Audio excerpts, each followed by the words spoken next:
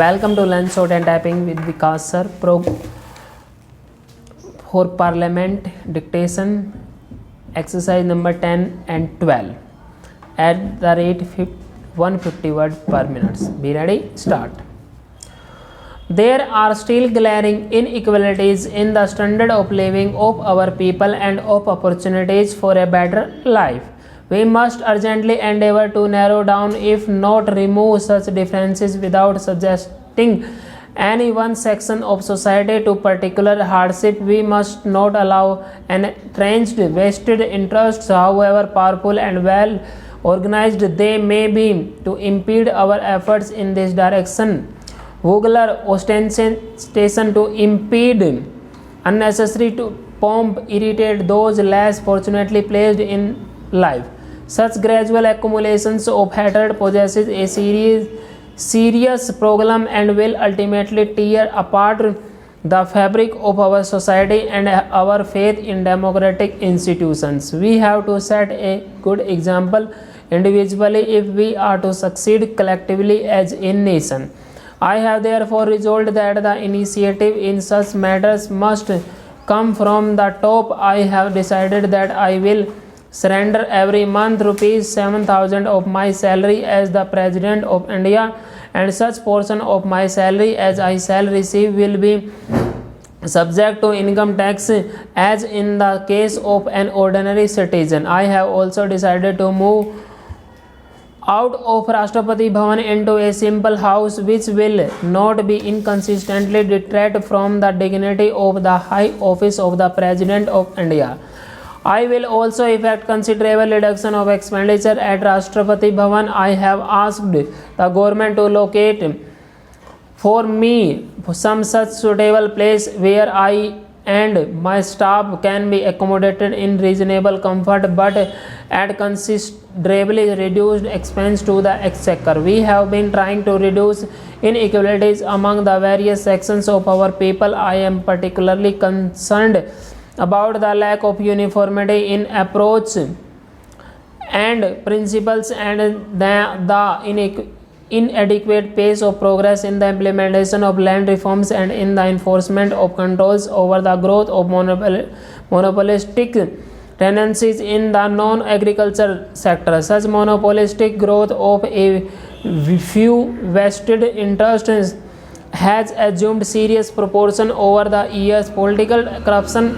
democratization in the public services and a deterioration of standards in public life are directly related to black money and pressures which a few antisocial elements in our society can exert to disrupt national life. We are today worried about rising prices which affect even the basic necessities of life. The upward spiraling prices show little sign of abatement. A small section of our community who are better organized are managing to obtain illusory reliefs from time to time. Such reliefs are unfortunately neutralized even as they are announced by the machinations of a very watchful and unscrupulous section of our society which preys on human misfortune.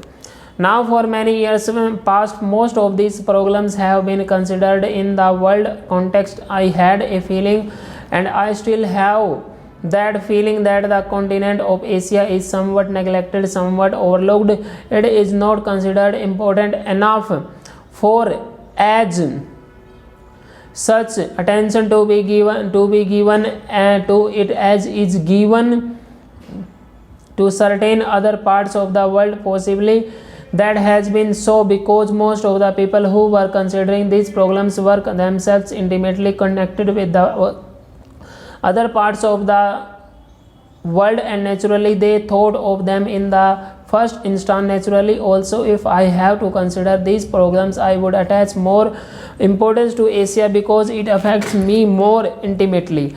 About that kind of a reaction apart, it is quite obvious that you cannot consider the problem of Asia or the problem of Europe or the problem of America or the problem of Africa in isolation from the problem of other countries. It just cannot be done. And if some countries which are fortunate enough today think that they can lead their lives in isolation irrespective of what happens in the rest of the world, it is obvious that they are under a misapprehension today. If one part of the world goes down economically, it has tendency to drag others with it, just as when unfortunately war breaks out, other people who did not want war are involved. So it is not a question of the prosperous merely out of the generosity of their hearts helping those who are not prosperous, though generosity is a good thing, but it is a question of enlightened self-interest,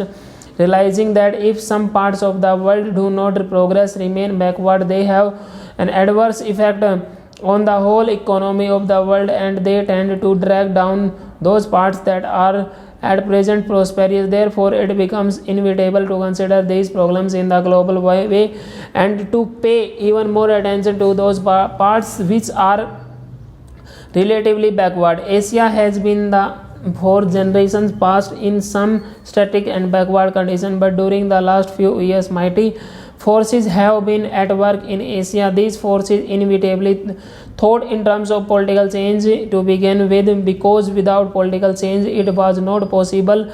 Parts of Asia were colonial territory dominated by other countries. From that connection they have obtained some advantage sometimes, while it did undoubtedly in a sense shake up that static condition. At the same time it tended to preserve to it too for the benefit of the people. Full stop.